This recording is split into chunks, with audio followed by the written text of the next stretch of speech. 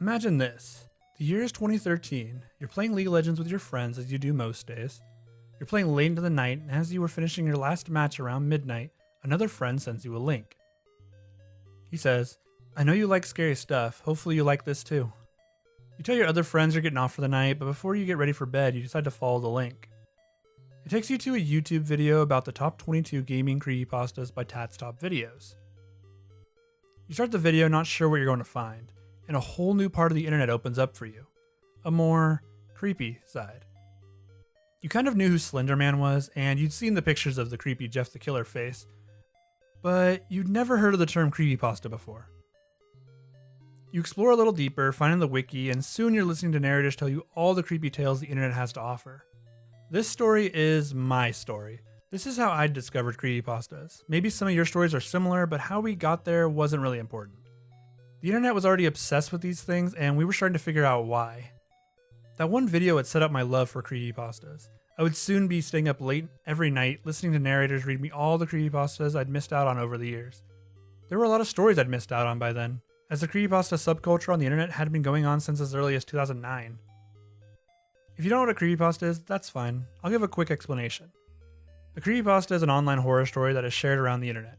The term creepypasta comes from the term copypasta, where a block of text was shared all over the internet, mainly on forum sites. Neither has anything to do with pasta though. Creepypastas were actually becoming increasingly more popular in 2013, by the time I'd read my first story. As usual, I was late to the party. A lot of that was due to the success of Slender the 8 Pages and the Let's Play community, with many other factors that I might cover in another video. I'm not going to cover the likes of Slender and Jeff in this video though. I probably will later. I'm actually going to talk about my favorite subgenre of creepypasta though. I'm talking about gaming creepypastas. Yes, there were actually a lot of creepypastas focused around gaming. In fact, the first creepypastas I ever read were about gaming, and those are the ones that mainly sparked my interest in all the others. A lot of good stories came out of this subgenre. Also, a lot of bad stories came out of this. Probably way more than the good. Which is probably why the creepypasta subgenre as a whole started to fade from the internet's eye a little since then. Even so, some of my favorite stories came from the gaming creepypasta section. The way I see it, you can divide gaming creepypastas up into 4 specific categories. You got the haunted cartridge console pastas, the urban legend theory pastas, the haunted mod ROM hack pastas, and finally we got the .exe games. These categories all have some overlap, but this felt like the best way to divide them up concisely, which means I'll be dividing them up into multiple videos as well. So this will be part 1 of a 4-part gaming creepypasta series. So sit back and enjoy my take on the gaming creepypasta genre. The first category we'll be looking at is the haunted cartridge console category, or I don't remember there being this much blood in this game when I was a kid category.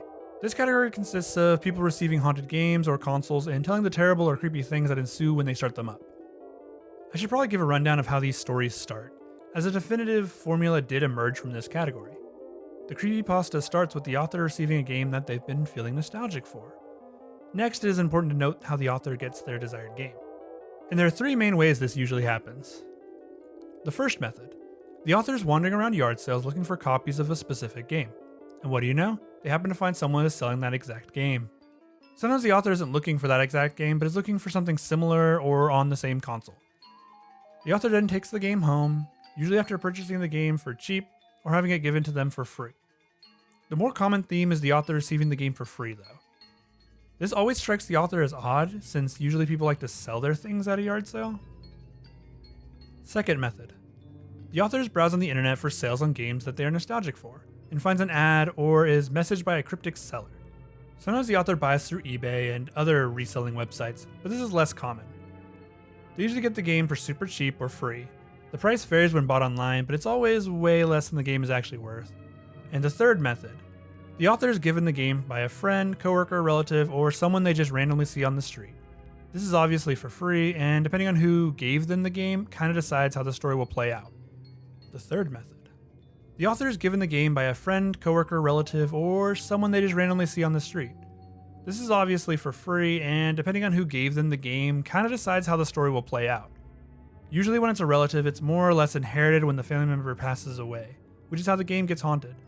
Upon receiving the game, the author sees that the game is different somehow. Sometimes this is blatantly right on the case. The game will have the title just scribbled on the front in permanent marker.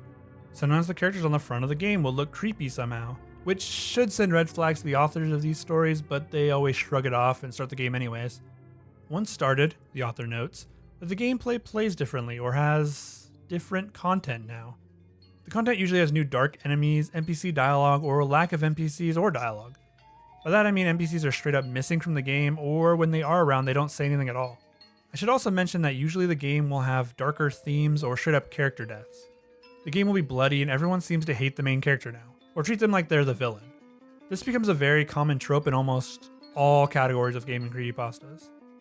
This is usually noted as odd by the author as they continue playing. The ending will have the player experience something supernatural, have something in-game reference the player or their family in real life, or straight up kill the author, torment them until they throw the game away. These endings are pretty lackluster, and the word lackluster can describe a large amount of these creepypastas. Even so, some of the best creepypastas ever written came from this category. In fact, the most popular gaming creepypasta came from this category, and actually established all these cliches and tropes. I'm referring to, of course, Ben Drowned. Now, just about everyone knows the story of Ben Drowned, and talking about it here wouldn't really do it justice since so many others have already gone in depth with the story, so I'll just summarize it to the best of my ability. Ben Drowned tells the story of a college student who received a Nintendo 64 from one of his friends. He really loved playing the games that came with it, but got bored with his game selection rather quickly. He decides he needs to go out and try and find some new games for the console. As he sets out, he has one particular game he hopes to find, that game being The Legend of Zelda Majora's Mask.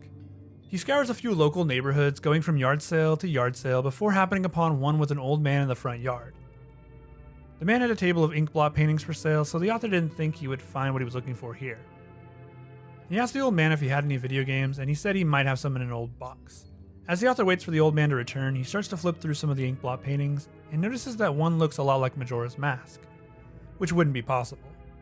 He must be imagining things, he thought. He looks up from the painting to see the old man with a gray N64 cartridge in hand. The old man handed him the cartridge with Majora written on it in permanent marker. The author asks how much, and the old man tells him he can have it for free. Obviously that's kind of strange, notes the author, but he still accepts the game. As he's leaving, he hears the old man whisper something that sounds like, "Bye, Ben." The author returns home and finds the game already has a save file named Ben in the first slot. He figures he must be the person who owned the game before him. He makes a new file in the second slot, naming the character Link, and starts the game. The author notices that a lot of the NPCs still refer to him as Ben, which he thinks is rather strange. He continues playing until it becomes more frequent and figures it must be a glitch or bug. So he goes back to the main menu and deletes the save file. Everything seems to be going normal, save for the NPCs referring to him as blank instead of his name sometimes. Something must be wrong with the cartridge, he thought. The author then tries to do the fourth day glitch, and that's when the true creepiness begins.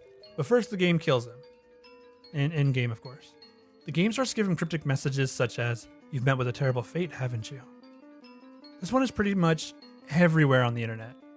The game begins to glitch out, the music plays backwards, and a creepy Link statue follows the player around the whole time. Just normal creepy stuff, you know?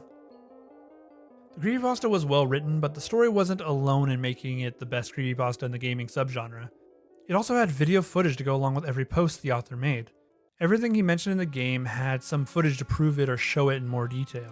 The video and story together made an unforgettable experience that really stuck with those who read and followed along. The creepypasta was being covered everywhere on YouTube as well, further cementing how popular it truly was. I don't want to ruin the ending to possibly one of the most well-written creepypastas on the site, so I'll just give some quick thoughts.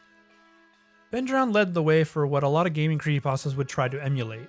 They would mainly take the beginning portions, leaving out what made the story so good in the first place, the middle or the build-up of tension that led to the satisfying ending. That is a problem in gaming creepypastas though. They usually have a somewhat decent start, but then kill the build-up phase and then throw the whole story away by the end. The creepypasta will start with a good idea, if it's not entirely ripped off, set a mood, then ruin that mood with cliches, and finally give the reader a jump scare or ominous ending that just kills the pacing entirely. There were some other notable gaming creepypastas in this category though. Godzilla NES was a very well-written story with a lackluster ending, or a great ending depending on your perspective. The story tells of a man who just recently bought an NES and wanted to play one of his favorite childhood games, that being Godzilla Monster of Monsters. He eventually gets a copy through a friend of his, along with some other games that aren't that important to the story. He is excited to finally play one of his favorite games from that console era, even if he admits it was kind of mediocre. The author soon finds new creepy enemies that never appeared in the original game, a special new monster named Red who follows the author around and even breaks the fourth wall looking directly at the author. Probably the coolest and creepiest part of the story was all the screenshots taken of the game. The screenshots showed new character sprites of characters not in the game originally that looked like they fit into the game perfectly. The game also had new creepy levels, each with new creepy enemies, and some new boss fights. The creepypasta had some great build-up for the story, but is a very long read. The story kind of fizzles out at the end for me. I won't spoil the ending for this one either, but just know that it has a mostly happy ending, which is a little cheesy, but it's also one of the few creepypastas that does have a happy ending. The creepypasta had been compared to Silent Hill 2 for a few reasons, but I'll leave that up to your imagination. Just know you should read or listen to it. It's very much worth your time, even if it is a little long. I've covered some of the best that this category has to offer, but not all the stories were good. Actually, most of the stories were bad. Like 90% were bad. There's very few in the middle between good and bad. This next story fits way more in the bad category, and shows a lot of what gaming creepypastas would do following the release of Ben Drowned. The story has too many cliches to be considered good, but also doesn't outstay its welcomes, so I guess it's fine. Super Mario 64 is a story about a man who is feeling nostalgic about the game. While watching gameplay on YouTube, he sees an ad pop up on his PC showing someone is selling the game brand new. Thinking this is his chance to play it again, he clicks on the link. It leads to a seller who's asking for $10 to be placed in an envelope and sent to them for the game. PayPal wasn't ominous enough for this seller, I guess. After receiving it, he finds that it's not new at all, as the cartridge just had Mario written over some duct tape on the cover. This is actually a huge cliche as well. It's something we covered before with Ben Drowned. I guess all these stories thought that the missing cover is what made the creepypasta good. Whatever. The author's mad but puts the game in the console anyways, at least hoping it works. The game, to his surprise, turns on without issue. The author gets to the Mario face, the one on Mario 64 where you can pull his body or his face every which direction.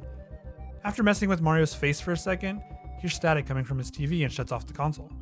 The author starts it up again and it starts up normally. He skips the face and starts a new file.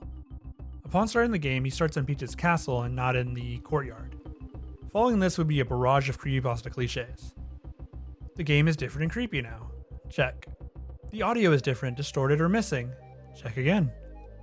And finally, all the NPCs seem to be gone. That is 3 in a row. It's real creepypasta time. The story soon devolves into the usual creepypasta goodness. The author sees a recent picture of him and his family all dead. The picture gets worse and worse the more he dies in the game. This is kind of sounding like that Goosebumps episode, the one with the camera. I can't remember its name.